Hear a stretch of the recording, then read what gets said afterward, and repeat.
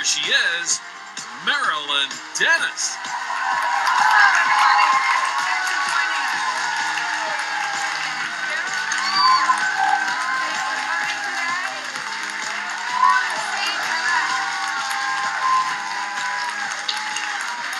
You must sit down.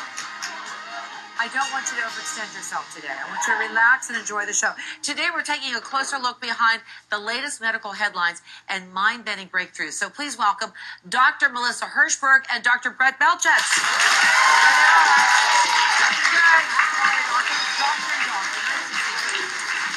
Okay, we're going to talk about these great breakthroughs. And I was reading over the pack, and I'm going, my gosh, chocolate health secrets unleashed.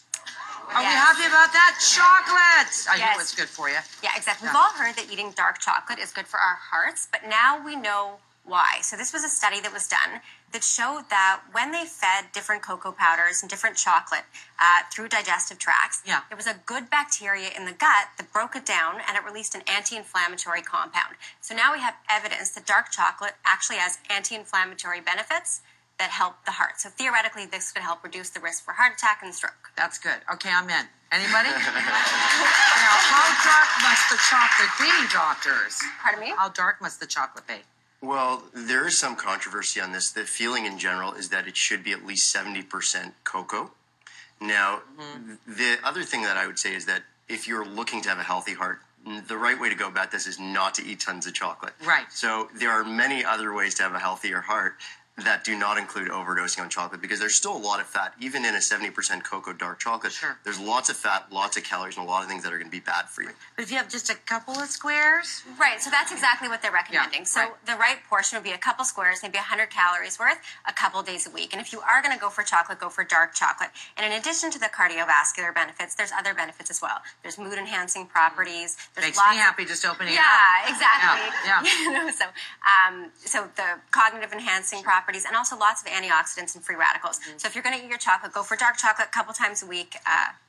Well, it's great. I mean, it's great they were talking about how good it was before, but now they really know how good it is. Yes. But everything, in moderation. In moderation, right. Okay, how about this jet lag situation? Let's talk about this. The pill that cures jet lag. Now, for those who travel a lot, even over 2 time zones, I don't know, I pay for it for a week. So what's the latest on that, Brett? So this is actually a very interesting study, and I would say the application of this more so than people who are traveling, but actually to shift workers. So somebody like myself. Oh, yeah. I work a lot of overnights in the hospital, and it is incredibly disruptive to our sleep-wake cycles. And this is actually something that's a health crisis, because people who work shift work actually have 40% increased rates of heart attack and stroke. So if we can come up with a treatment that actually affects people's ability to cope with changes either through jet lag or shift work in their day-night cycle, it's actually a very impactful thing. Now, this study that they did, they looked at mice, and there's actually an enzyme that mice have, and humans have this as well. It's called CK1 epsilon. And when that enzyme is inhibited, what they found is all of a sudden, because this enzyme is what allows us to maintain our stick on the 24-hour clock, when this is inhibited, all of a sudden we can easily adjust to changes in the clock schedule. So if this translates into humans in an effective manner, this could be a fantastic thing for shift workers and for travelers. So what would you do? Would you take it, like, let's say you're working all nights. When would you take this pill? Well, this is far off in the future. Okay. So we're talking about something that's very theoretical right now. Right. So this is going to take a lot more years of study. Number one, to see does it even apply in humans, because we've only seen it in mice. And then we'd have to figure out the details of when would you take it, how often would you take it. But I get up really early to do a morning show, and that's pretty much it's the same shift all the time. I applaud anybody who changes like 4 days on, and then takes a couple breaks and then has to change gears again. Yeah. That's very hard on the system. It's hard on your system, and actually there's lots of research showing that people that work shifts suffer more health consequences. Sure, so they have higher risk of diabetes, higher risk of cardiovascular disease. If you look at flight attendants, there's hormonal disruptions, there's more infertility, more miscarriages. So theoretically, if they created this pill that you could take when needed so that you could sort of turn off that biological clock, then maybe you wouldn't have these adverse effects, and it would be, beneficial. We all know that when you don't get enough sleep, your cortisol, levels rise up, and then you gain weight. Although you don't, Brett. I don't know why you don't, but then you're a man, so we will get into that a little later on. Diet and exercise. Okay, exercise. But there's a fat gene found now. Yes. So this is really neat. And the nice thing about this study was done here in Toronto at Sick Kids Hospital. Yes. And what they found is that when they inactivated a gene called IRX3 in mice, the mice tend to burn more calories and they had an easier time losing weight. And since mice and humans share this gene in common, theoretically, in the future, it could, lead to gene therapies or a therapy to help us lose weight. And these findings, not only here at Sick Kids Hospital in Toronto, in Chicago, the hospital there, in Spain. I mean, they're finding this all of a sudden, this thread. Yeah. So what does this mean? When's this happening? When can I take it? Well, I have it on me. No, just Yeah, I got it right now. Here's it. There you go. But it's a phenomenon if they could do something like that, because we know when you gain weight, diabetes, all those other, things that happen. So. Well, I think there's two takeaways here. Takeaway one is for those people that are out there that do everything right, they eat right, they exercise right, Yes. and yet they still can't lose the weight. It says, maybe this isn't about what you're doing. Maybe genetically there is something going on that's making it more difficult for you. The big caution that I would have around this is that we don't know the side effects of playing with a gene like this. So anything that's going to increase your fat burning, increase your metabolic rate, the worry is, what strain is that going to put on your heart? What strain is it going to put on your other organs? So it may be a miracle cure. It may allow us to lose weight far more effectively, but it also could be dangerous. Well, all the operations that people are having to, I can't think of the operations, I'm not a doctor, but, to Abdominoplasty. Yes, yeah, all those. That maybe a pill would help these people rather than being so invasive. like instead of a gastric bypass, Yes, this pill, gastric turn off bypass, the gene.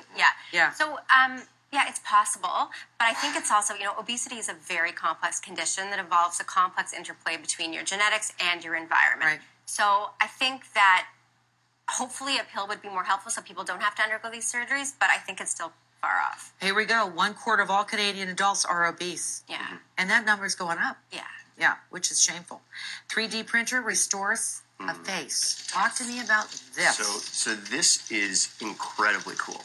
So if you had shown this to me back when I was in medical school many years ago, I would have said this is more science fiction than anything we're ever going to see.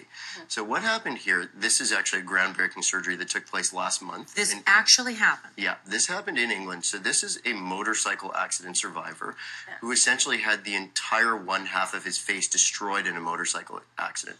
And in the old days, we would have had to try to reconstruct that face. And it was a very piecemeal thing. We would try to take pieces of bone and tissue from other parts of the body and really through trial and error try to build up that face. And the results would be okay, but never anything resembling at all what it was before.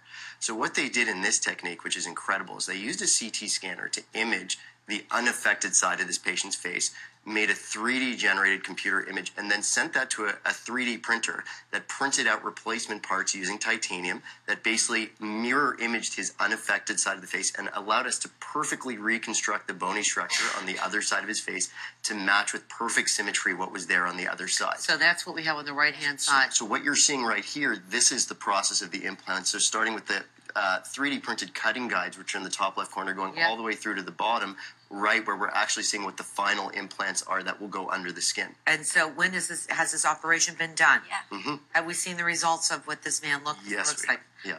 Look at that. That is a miracle. That is a miracle. Wow.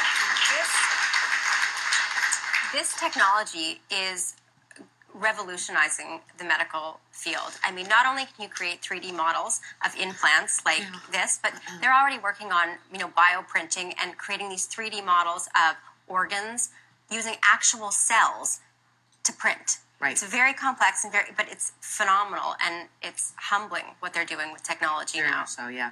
Now, I want to let you know that these two people that are sitting right in front of you are very good friends. So when you go out for dinner, do you talk about medical stuff? All the time. Or do you talk about what's happening, the latest movie that you saw? A little bit of both? I'd say half-half. Okay, Yeah. fair I'd enough. say 9 to 10. Okay. Nice to see you again, Dr. Brett. Okay, more with Dr. Melissa right after the break. We'll be right back.